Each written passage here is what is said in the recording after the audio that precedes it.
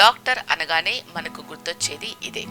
Stethoscope డాక్టర్లకు ఒక identity card లాంటిది. ఇది లేకుండా డాక్టర్లను అస్సలు ఊహించలేం. అలాంటి స్టెథోస్కోప్ ఇకపై కనిపించకుండా పోతుందా?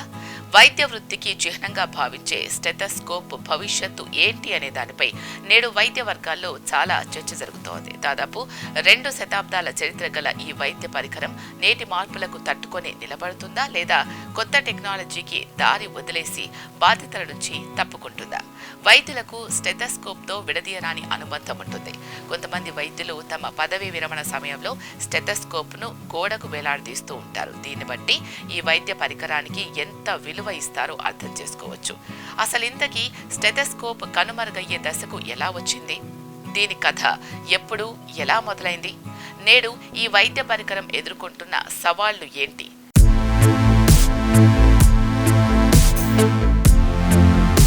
తాజాగా ముంబైలోని బాంబే హాస్పిటల్లో ఏఐ అండ్ హెల్త్ కేర్ పేరుతో ఒక సదస్సు నిర్వహించారు. దీనిలో స్టెథోస్కోప్ భవిష్యత్తుపై వైద్యుల చర్చల అనంతరం స్టెథోస్కోప్కు కాలం చెల్లిందా అనే కథనాలు మీడియాలో కనిపించాయి. నిజానికి స్టెథోస్కోప్కు చివరి క్షణాలు దగ్గర పడ్డాయని వార్తలు రావడం ఇదేమీ తొలిసారి కాదు. 2016లోనే ఈ వైద్య పరికరం పతనావస్థ మొదలైందని గార్డియన్ ఒక కథనం ప్రచురించింది. స్టెథోస్కోప్ కథ ముగిసిపోయింది, అది నేడు మరణించింది అని గార్డియన్తో ఆనాడే న్యూయార్కుకు చెందిన భారత సంతతి కార్డియాలజిస్ట్ డాక్టర్ జగత్ నరూలా చెప్పారు. అయితే అదే కథనంలో ఈ వాదనతో జాన్ హప్కిన్స్ యూనివర్సిటీకి చెందిన pediatrics associate professor doctor W Reid Thomson విభేదించారు. ఆ దశకు వచ్చేందుకు ఇంకా చాలా సమయం ఉందని థామ్సన్ అన్నారు.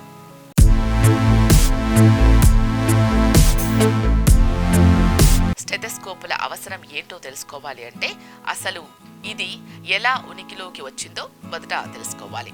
దీనికోసం మనం 1860లోకి వెళ్ళాలి.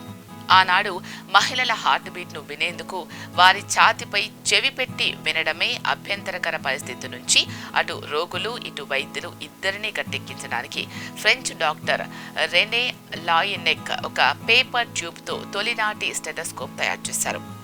స్టెథోస్కోప్ అనే పదం గ్రీకు భాష నుంచి వచ్చింది. గ్రీకులో స్టెథోస్ అంటే ఛాతీ, స్కోపిన్ అంటే చూడటం.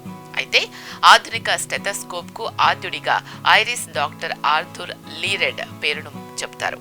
2 చెవుల్లోనూ పెట్టుకోగలిగే ఆధునిక పరికరాన్ని 1851లో ఆయన తయారు చేశారు. ఆ తర్వాత కాలంలో దీనిలో చాలా మార్పులు చోటు చేసుకున్నాయి.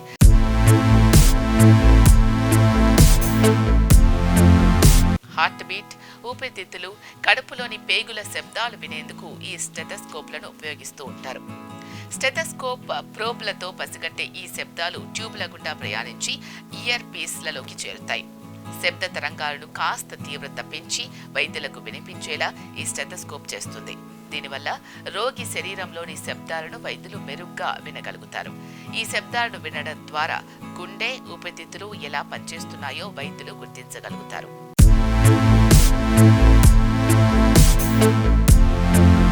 ప్రస్తుతం ఎలక్ట్రానిక్, డిజిటల్, ఆర్టిఫిషియల్ ఇంటెలిజెన్స్ డివైజ్లు అనలాగ్ వర్షన్లు సవాల్ విసురుతున్నాయి. ముఖ్యంగా ultrasound, artificial intelligence, smart phone apps లాంటి టెక్నాలజీల నుంచి స్టెథోస్కోప్ గట్టి పోటీ ఎదుర్కొంటోంది. ఈ కొత్త టెక్నాలజీలతో గుండె కొట్టుకునేటప్పుడు ఇమేజ్లు కూడా తీసుకోవచ్చు. అంతేకాదు ఎలక్ట్రోకార్డియోగ్రామ్ కూడా తీసుకోవచ్చు. అంతేకాదు ఈ కొత్త పరికరాలు టీవీ రిమోట్ పరిమాణంలో వస్తున్నాయి. వీటిని ఉపయోగించడం కూడా తేలికేనని నిపుణులు చెబుతున్నారు. నేడు స్టెథోస్కోప్ అనేది ఒక రబ్బరు గొట్టం మాత్రమే అని వాషింగ్టన్ పోస్టుతో ప్రపంచ ప్రముఖ కార్డియాలజిస్ట్ ఎరిక్ టోపోల్ వాషింగ్టన్ పోస్టుతో చెప్పారు. మీరు అన్నింటినీ నేరుగా చూడగలిగినప్పుడు ఇంకా వినడంపైనే ఆధారపడడం ఎందుకు అని ఆయన ప్రశ్నించారు.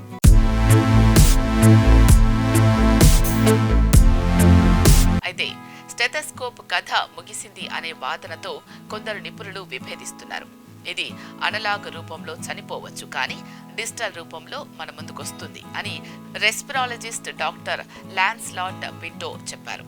అలానే ఈ కొత్త పరికరాల ధర కూడా 4 అంకెల సంఖ్యలో ఉంటుందని, అదే ప్రస్తుత స్టెథోస్కోప్ అయితే 300కే అందుబాటులోకి వస్తుందని ఢిల్లీలోని లంగ్స్ ఇన్స్టిట్యూట్ నిపుణుడు డాక్టర్ సాయిబాబా హెచ్ఎంటీవీతో చెప్పారు. భారత్ లాంటి దేశాల్లో ఈ కొత్త టెక్నాలజీ అందరికీ అందుబాటులోకి రావడానికి చాలా సమయం పడుతుంది అని ఆయన అన్నారు. రోగులతో మాట్లాడి వారి గుండెపై స్టెథోస్కోప్ పెట్టి శబ్దాలు విన్నప్పుడు వైద్యుడికి ఒక అనుభూతి కలుగుతుంది. దీనివల్ల వారిద్దరి మధ్య సంబంధం, నమ్మకం బలపడతాయి. అంటే దీని ద్వారా మనం మానసికంగానూ రోగులకు ధైర్యం ఇస్తున్నట్లే అని ఆయన అన్నారు. ఇప్పుడప్పుడే భారత్లో డిజిటల్, ఎలక్ట్రానిక్, ఏఐ స్టెథోస్కోప్ల విప్లవం వస్తుందని తాను కూడా భావించట్లేదని నంద్యాలకు చెందిన కార్డియాలజిస్ట్ వి దివ్య హెచ్ఎండివితో చెప్పారు. ఇది ఒక రూపంలోంచి మరి ఒక రూపంలోకి మారుతుంది అని ఆమె అన్నారు.